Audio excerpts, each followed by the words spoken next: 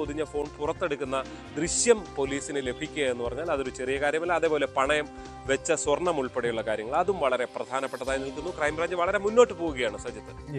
ശരണ്യ, 2002 ആ കാലഘട്ടത്തിലാണ് ഈ ബിന്ദു പത്മനാഭന്റെ തിരോധാനവും തുടർന്നുള്ള വിവാദങ്ങളും ഉണ്ടാവുന്നത്. ഒരു തരത്തിലും അന്വേഷണം മുന്നോട്ട് പോകാതിരിക്കുമ്പോഴാണല്ലോ ഈ മൃതദേഹ അവശിഷ്ടം കോട്ടയം ക്രൈംബ്രാഞ്ച് അവിടെ വന്ന് കണ്ടെത്തുന്നത്. അപ്പോഴാണല്ലോ ഈ 2 കേസുമായി ലിങ്ക് ചെയ്യുകയും ഏറ്റവും ഒടുവിൽ ശരണ്യ സൂചിപ്പിച്ച ഐഷ കേസ് പോലും ഇത്തരമൊരു സംശയത്തിലേക്ക് വരികയും ചെയ്യുന്നത്. ഈ സെബാസ്റ്റ്യൻ ആരാണ്? സെബാസ്റ്റ്യന്റെ കുടുംബ പശ്ചാത്തലം, അദ്ദേഹത്തിന്റെ അയൽവാസികൾ, ശരണ്യ വീട്ടിൽ പോയിട്ടുള്ളത് കൂടിയാണല്ലോ. ഒരു കാട് മൂടിയ ഒരു പ്രദേശം, അങ്ങനെ ഒരു പ്രതീതി പൊതുവിൽ ആ ദൃശ്യങ്ങളിലൊക്കെ വ്യക്തമാവുന്നുണ്ട്. എന്താണ് അവിടുത്തെ സാഹചര്യം? ഈ സെബാസ്റ്റ്യന്റെ പ്രവർത്തനങ്ങളിൽ, നീക്കങ്ങളിലൊക്കെ അയൽവാസികൾക്ക് ആ സംശയമുണ്ടോ?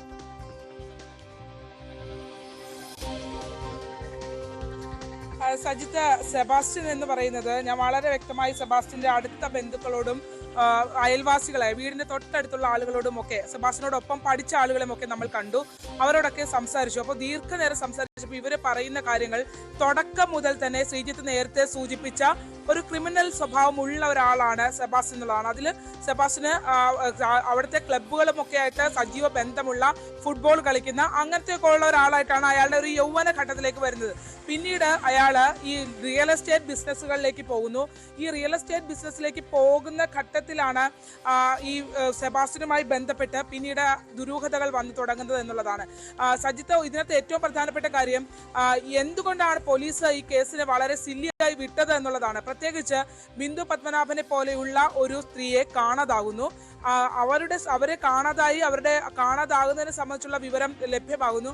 പക്ഷെ പിന്നീട് 2013 ഇവരുടെ പ്രോപ്പർട്ടി, അതായത് ബിന്ദു കാണാതായിരിക്കുന്ന ബിന്ദു പവർ ഓഫ് അറ്റോർണി നൽകി ഇയാൾക്ക് ആ സ്വത്തുക്കളുടെ അവകാശത്തിലേക്ക് ഇയാളെ കൊണ്ടുവരികയും അത് മറച്ചു വെക്കാനായി ഇയാളെ ഏൽപ്പിക്കുകയും ചെയ്യുന്നു എന്നുള്ള രീതിയിൽ ഒരു പവർ ഓഫ് അറ്റോർണി, വ്യാജ പവർ ഓഫ് അറ്റോർണി ആണ് അതെന്നുള്ളത് പോലീസിനെ കണ്ടെത്താൻ കഴിഞ്ഞു. ഒപ്പം തന്നെ ബിന്ദു എന്ന പേരിൽ കൊണ്ടുവന്ന് രജിസ്റ്റർ ഓഫീസുകൾ കൊണ്ടുവന്ന് സൈൻ ചെയ്തിട്ടുള്ള സ്ത്രീ എന്ന് പറയുന്നത് അതൊരു LIC ഏജന്റ് ആണ് ചേർത്തലയിലെ എന്നുള്ളത് പിന്നീട് കണ്ടെത്തി. ആ കേസിൽ 3 പ്രതികളാണ്. എന്നിട്ടും എന്തുകൊണ്ട് ഇതിനകത്ത് കടന്ന ഒരു അന്വേഷണത്തിലേക്ക് പോലീസ് പോയില്ല എന്നുള്ളത് തന്നെയാവണം ഒരുപക്ഷെ ഈ ജൈനമ്മയും കൂടുതൽ ഇരകളും ഈ സെബാസ്റ്റ്യന്റെ വലയിലേക്ക് വീഴാൻ കാരണം എന്ന് തന്നെ നമുക്ക് പറയാൻ സഹിത്ത്. അത്തരമൊരു സാഹചര്യത്തിലൂടെയാണ് ഇയാൾ കടന്നു പോയിട്ടുള്ളത്. പിന്നെ ഇയാളുടെ ഒരു ചെറുപ്പം എന്ന് പറയുന്നത് ഇയാളുടെ വീട്ടില് ഇവര് 3 ആൺമക്കളും 3 പെൺമക്കളുമാണ്. ഇതില് ഈ സെബാസ്റ്റ്യൻ ആണ് ഇപ്പോൾ ഈ കുടുംബ വീട്ടിൽ ഉള്ളത്. മറ്റൊരു സഹോദരനുള്ളത് വിദേശത്താണ്. ഒരാൾ എവിടെയാണെന്ന് അറിയില്ല എന്നുള്ളതാണ് നാട്ടുകാർ പറയുന്നത്. ബാക്കിയുള്ള സഹോദരിമാരെല്ലാം വിവാഹം കഴിച്ച് അവരെ മറ്റിടങ്ങളിലൊക്കെയാണ്. അപ്പൊ ഈ 2.5 ഏക്കർ വരുന്ന പുരയിടത്തില് സെബാസ്റ്റ്യൻ ആണ് അവിടെ വരുന്നത് എന്നുള്ളതാണ്. കഴിഞ്ഞ ഒരാഴ്ച മുമ്പും സെബാസ്റ്റ്യൻ അവിടെ വന്നിട്ടുണ്ട്. സെബാസ്റ്റ്യൻ വരുന്ന ഒരു ഘട്ടത്തിൽ ആ പ്രദേശത്തുള്ള ഒരു 10-20ഓളം ചെറുപ്പക്കാരായ ചെറിയ കുട്ടികൾ, അതായത് 10-20 വയസ്സിന് മേളിലുള്ള 25 വയസ്സൊക്കെ ഉള്ള വരുന്ന ചെറുപ്പക്കാരായ ഒരു സംഘം കുട്ടികളെ, യുവാക്കളെ ഉൾപ്പെടെ അകത്തേക്ക് കൊണ്ടുവരികയും ആ വീടൊരു മദ്യപാന സദസ്സാണ് എന്നുള്ളതാണ് അയൽവാസികൾ സ്ഥിരീകരിച്ചിട്ടുള്ളത്. ചുറ്റും വരാന്തയുള്ള വലിയൊരു കോമ്പൗണ്ട് ആണ്. അകത്ത് എന്ത് നടക്കുന്നതെന്ന് ആർക്കറിയാം. റോഡിൽ നിന്ന് തന്നെ ഒരു പ്രൈവറ്റ് റോഡ് പോലെ അകത്തേക്ക് വന്നാണ്. ചുറ്റും മരങ്ങളൊക്കെ ഉള്ള ഒരു ഇതിന് നടുക്കായിട്ട് ആ വീട് നിൽക്കുന്ന ഭാഗം മാത്രമാണ് വെട്ടിത്തെളിച്ച് ഇട്ടേക്കുന്നത്. ബാക്കിയുള്ള ചുറ്റും ഇത് കവർ ചെയ്യുന്ന രീതിയിലാണ് ഈ വീട് നിൽക്കുന്നത് എന്നുള്ളതാണ്. അങ്ങനെ ആ ഘട്ടത്തിൽ പഠിച്ചു വളർന്ന സെബാസ്റ്റ്യൻ പിന്നീട് ഇവിടെ ഈ ബന്ധുക്കളുമായി ബന്ധപ്പെട്ട് തന്നെ ചില മോഷണ ശ്രമങ്ങൾ നടന്ന സംഭവത്തിനകത്ത് ഒരു ആരോപണം ഉന്നയിക്കുന്നുണ്ട്. അതിൽ തന്നെ സഹിതം ഏറ്റവും ഞെട്ടിക്കുന്ന ഒരു കാര്യം അവര് അൺഒഫീഷ്യലായിട്ട് നമ്മളോട് പറഞ്ഞതാണ് അവര്.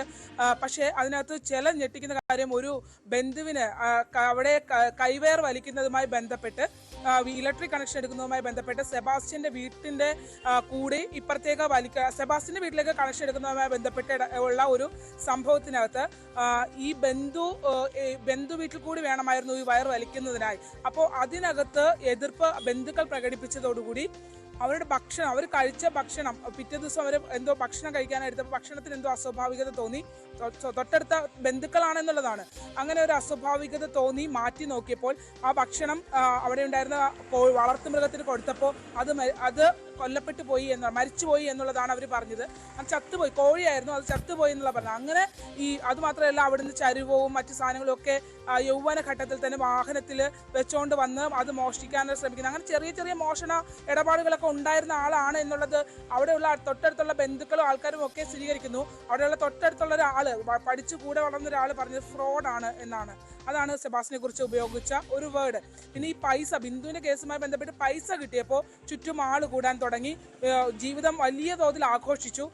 പിന്നീട് ഒരു 50 വയസ്സൊക്കെ കഴിഞ്ഞപ്പോഴാണ് വിവാഹം കഴിക്കാൻ തയ്യാറാകുന്നത്. അതുവരെ വലിയ ആഘോഷത്തോടെ കൊണ്ടു നടക്കുന്ന ഒരാളാണ്. അങ്ങനെ ഒരു ക്രേസി മെന്റാലിറ്റി ഉള്ള, മദ്യം വേണോ എന്ന് ചോദിച്ചിട്ട് കാറിനകത്ത് നോട്ട് കെട്ടുകൾ, ഈ ബിന്ദുവിന്റെ സ്ഥലം വിറ്റവുമായി ബന്ധപ്പെട്ട് കാറിനകത്ത് നോട്ട് കെട്ടുകൾ ബാക്ക് സീറ്റിലിട്ടിട്ട് ആളുകളെ വെല്ലുവിളിച്ചിട്ട് മദ്യം വേണോ, വാങ്ങിത്തരാം എന്നൊക്കെ പറഞ്ഞ് അങ്ങനെ ഒരു ക്രേസി ആയിട്ടുള്ള ഒരു മനുഷ്യനായിട്ടാണ് ഇയാളെ കുറിച്ച് നമുക്ക് അവിടെ നിന്ന് മനസ്സിലാക്കാൻ കഴിഞ്ഞത്. അത് അടുത്ത ബന്ധുക്കളോടും ഒപ്പം തന്നെ കൂടെ പഠിച്ചവരോടും ഒക്കെ നമ്മൾ ചോദിച്ചപ്പോൾ മനസ്സിലാക്കാൻ കഴിഞ്ഞിട്ടുള്ള ഒരാളാണ്.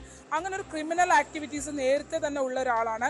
അതിലൊരു റിയൽ എസ്റ്റേറ്റ് ബന്ധങ്ങൾ കൂടി വന്നപ്പോഴാണ് ഈ വിഷയം ഏറ്റവും പ്രശ്നമായി സങ്കീർണമായി വന്നിട്ടുള്ളത്. അതിൽ കൂടുതൽ ആളുകൾ ഉണ്ടോ എന്നും സംശയമുണ്ട്. സജിത്ത്, അതാണ് പ്രധാനപ്പെട്ട കാര്യം. ശരണ്യ, ഒരു കാര്യം കൂടി, ഈ DNA പരിശോധന, അതിന്റെ ഒരു കൃത്യത, ഫലം എപ്പോഴേക്ക് വരും? സാമ്പിൾ ശേഖരിച്ചു കഴിഞ്ഞില്ലേ?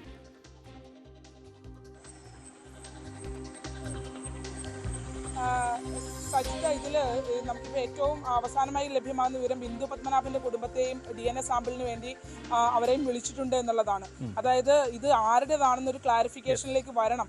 ഇയാളുടെ വീടും ആ പരിസരത്തിൽ നിന്നുമൊക്കെ എടുത്തിട്ടുള്ള സാധനങ്ങളും ഒപ്പം തന്നെ ഇനി ഇയാൾ വേറെ വല്ലയിടത്തും കൊണ്ട് ഇതിട്ടിട്ട് അതിന്റെ അവശിഷ്ടങ്ങളെല്ലാം കൂടി കൂട്ടിയിട്ട് കത്തിച്ചതാണോ മറ്റാൾ? കാരണം ഈ ജയനമെ കാണാതായിട്ട് തന്നെ ഡിസംബർ 28-നാണ് കേസെടുക്കുന്നത്. അത് തന്നെ 1 വർഷം ആവാൻ പോകുന്നു.